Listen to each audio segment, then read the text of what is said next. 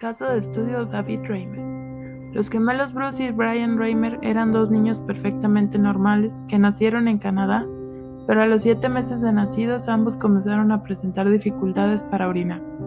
Siguiendo un consejo médico, los padres Janet y Ron llevan a los niños al hospital para someterlos a una circuncisión. Los médicos utilizan una aguja cauterizadora en lugar de un bisturí. Se produce un fallo con el cauterizador eléctrico, hecho que causa que el pene de David quedara totalmente abrasado. Posteriormente, el pene entra en necrosis y pocos días después se desprende del cuerpo.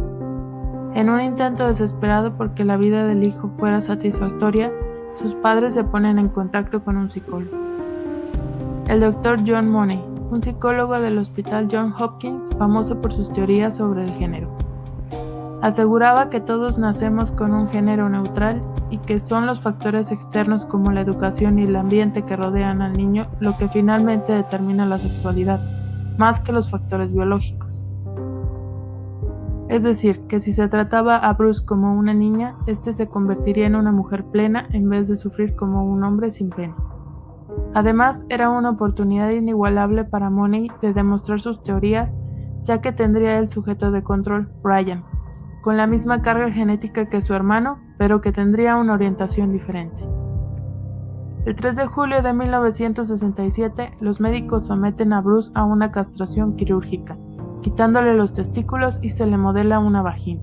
Se le criaría como a una niña, cambiaron su nombre a Brenda Reimer y se promete jamás contar a nadie. Brenda jamás debería saber que nació como un niño. El Dr. Money estudiaba el caso de manera confidencial. De hecho, el nombre que se le asigna al caso fue John Joan. A medida que iba alcanzando la adolescencia, Brenda, sus cambios físicos eran evidentes a pesar de los medicamentos con estrógeno que consumía. Alcanzó una estatura y una musculatura que difería mucho de las niñas promedio. Fue víctima de bullying en su escuela y se sentía profundamente deprimida. Las terapias con el Dr. Money empeoraban las cosas, pues con los años los gemelos confesaron públicamente que el doctor les hacía ver imágenes con contenido sexual explícito y que en algunas oportunidades les hacía desvestirse en contra de su voluntad.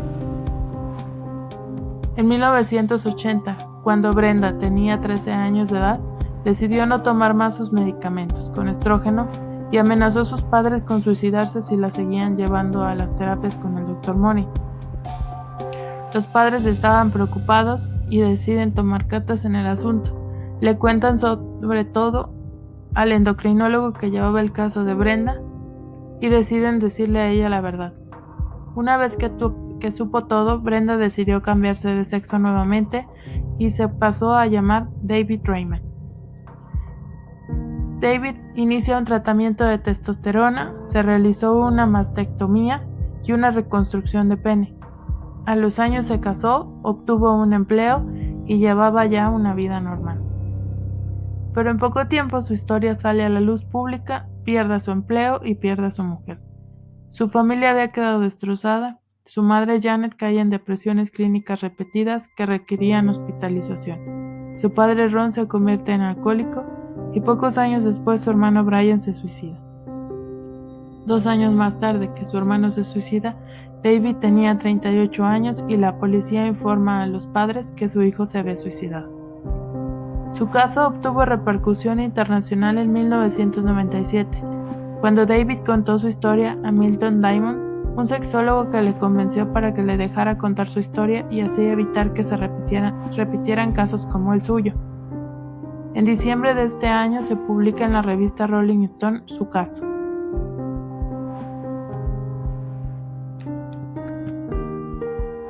Después escribió un libro sobre la historia de David Reimer como la naturaleza lo había hecho, el niño que fue criado como niño.